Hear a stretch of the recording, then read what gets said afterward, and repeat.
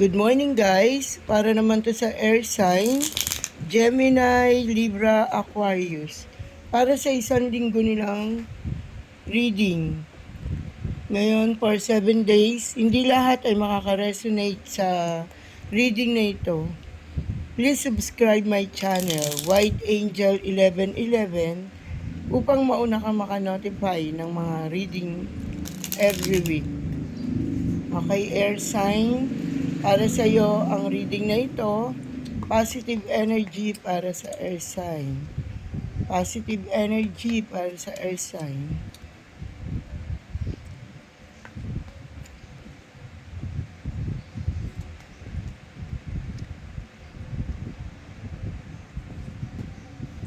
Para sa air sign, mabigat ang kaperahan para ngayong linggong ito. Sinasabi na hindi ganon kaganda ng pasok ng pera. Sinasabi na mas lamang ang labas sa pagpasok. Kung kaya't karamihan sa mga air sign ay masakit ang ulo sa ngayon at laging nag-iisip. Sabi nga, napuno ng stress ang iyong damdamin sapagkat maraming gastusin ang dumarating na hindi mo na alam kung saan mo ito kukunin. Sinasabi rin na ang earth sign sa ngayon ay masipag, may hanap buhay, at sinasabi na patuloy na nakikipagsapalaran. Sinasabi na kahit nasa malayong lugar ang earth sign, nasa malayong lugar at malayo sa kanyang pamilya, sa kanyang mga anak, sa kanyang minamahal sa buhay, nakakaramdam ito ng pagod at kalungkutan. Sabi nga, magpahinga pa rin. Hindi naman tayo robot para hindi tayo magpatuloy na magtuloy-tuloy ang ating ginagawa. Sinasabing usaping kaperahan ngayong linggong ito ay hindi kagandahan. Pero sabi nga, kung ikaw ay may naitatabi, meron ka raw madudukot. At para naman sa iyong career, sinasabing may pagbabagong buhay. May pagbabagong darating sa iyong career ngayon. Sinasabi na merong magsisimula at merong magandang kahinatnan. Sa mga nasa ibang lugar o tinatawag na ibang bansa, masaya sila, sinasabi na patuloy ang kanilang hanap buhay. Pero iba pa rin yung lungkot kapag naiisip nila ang kanilang mga mahal sa buhay. Lalo-lalo na sinasabing magtatagumpay ka dyan sa lugar na yan, kung saan ka naroroon ngayon, or yung sinasabi ng mga nasa probinsya na nagbabalak lumuwas dito sa Maynila, ay maganda ang kanilang kahinatnan, lalo na ngayong matatapos ang taon. Sinasabi rin dito na hindi man maayos, hindi man naging maayos ang pagpunta mo, pero magiging maayos ang kalalagyan mo.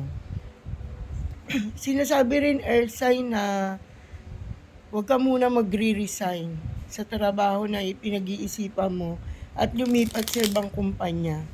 Dahil baka mamali ka ng desisyon at ang kumpanya na papasukin mo ay sa umpisa lang maganda.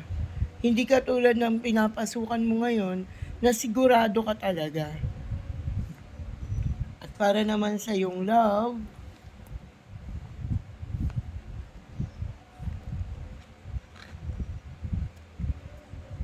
nagdadalawang isip ka sa minamahal mo sa ngayon. Nag-iisip ka kung totoo ba siya sa'yo. Nag-iisip ka kung tama ba mga desisyon mo. Merong relasyon na natapos. Merong relasyon na nagkahiwalay. At sa kasalukuyan ay gusto niyang bumalik. Ngayon air sign, nasa sayo kung dapat mo ba siyang tanggapin o hindi na. Dahil sabi nga, may mga anak naman pala kayo. Sinasabi na ang mga bata ang lagi mong iniisip na magiging kalagayan nila. Pero sabi nga, kung sa palagay mo, sakit na siya ng ulo, dapat mo na siyang iwan. Dapat mo na siyang kalimutan. Dahil hindi na maganda magiging kahinatnan. Kaya magdesisyon ka kung anong dapat mong gawin at ang iyong mga ninanais. Mukhang siya yung nakakahadlang para marating mo ang gusto mo. May maraming bagay. Ano ba 'to? Air sign, seloso ba 'to, selosa yung partner mo? Kasi nagbabalak kang mag-abroad, eh, pero inano niya na ayaw niya, na gusto niya 'pag kasama ka niya, kayong dalawa lang. Iniisip mo siyempre yung magiging buhay at lagi mong iniisip na papaano yung kinabukasan. Sinasabi dito na hindi ka dapat mapiringan o huwag ka na magbulag-bulaga o tinatawag na huwag ka na magmartir. Sa panahon ngayon, pera ang mahalaga. Ayan o, pera ang mahalaga, isip ang mahalaga, kailangan mong panindigan kung anong gusto mo, lalong-lalo na kung meron kang mga pangarap. Sinasabi rin dito na magiging masaya ka raw. Magiging masaya ka raw sa buhay na pipiliin mo, lalong-lalo na sa career. Ayan o, lalong-lalo na sa career, may pagkakaloob sa'yo ng universe, ang hinihingi mo, ang hinahanap mo. Sabi nga, gamitin mo ang isip, gamitin mo ang yung... Dahil marami nang nabinbin sa mga pangarap mo, air sign. Marami ng mga hindi natuloy sa plano mo, ayan o. Pero ngayon, sinasabi na bago matapos ang taon na to, matutupad mo na yung gusto mo, matutupad mo na ang gagawin mo. At sa mga nagbabalak magpakasal, merong magandang panahon para makapagpakasal na kayo. Lalo-lalo na yung mga may anak na nagsasama, na hindi pa nakakapagpakasal at nakaipon na. Ngayon yung binabalak nila ay matutupad na. Okay? Sinasabi rin dito, air sign, na maraming mga humahadlang sa'yo. Maraming naiinggit sa'yo na hindi mo nakikita. Maraming nagagalit sa'yo ng palihim. Mismong malalapit sa yung mga tao ang humahadlang at nagbibigay ng karamdaman. Abi nga yun yung parang mga sumpa. Okay? Dito pinakikita na maraming gumuho sa'yo ng mga pangarap mo na ngayon ay mabubuo mo na.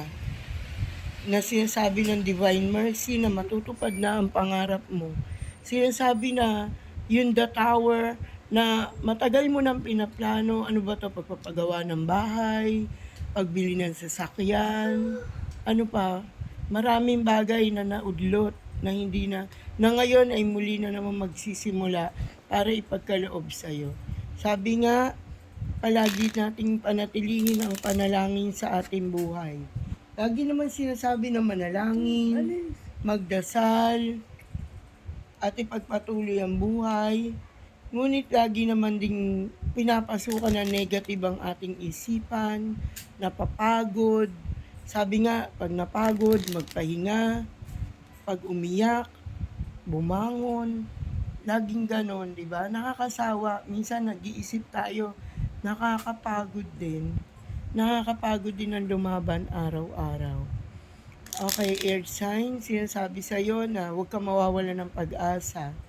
Dahil habang nananalangin ka, habang kumakapit ka sa Diyos, ibinibigay niya sa'yo ang magagandang bagay. Oh, malapit na. Malapit na, air sign.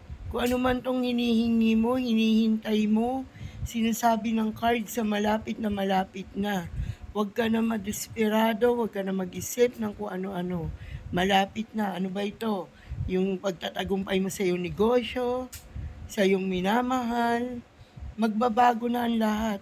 Ipagkakaloob na ng universe ang lahat ng hinihingi mo. This week, sinasabi na marami kang gagawin, mapapagod ka, mabibisi ka. Oh, wow! Meron kang gift, oh. May magre-regalo sa'yo, may magbibigay sa'yo. Air sign. So, wait mo lang kung sino man yan na tutulong daw sa'yo para sa kalagayan mo ngayon at may pagkaloob ang kapayapaan sa'yo. Okay? Sabi nga, sa pag-ibig, malapit na, may regalong magaganap, huwag ka na malungkot, huwag ka na mag-alala, huwag ka na ma-stress. Itong linggong to o bago matapos ang taon, ipagkakaloob sa iyo ang lahat. Lagi lamang ingatan ng kalusugan. Lagi nating iingatan ang kalusugan. Yumaman nga tayo pero ang kalusugan naman natin ay mananatiling may sakit, mababaliwala ang ating mga iniipon. Okay guys, bye-bye! Bye! This reading is August 20 or August 27. Lagi po tayong mag-iingat. God bless you all.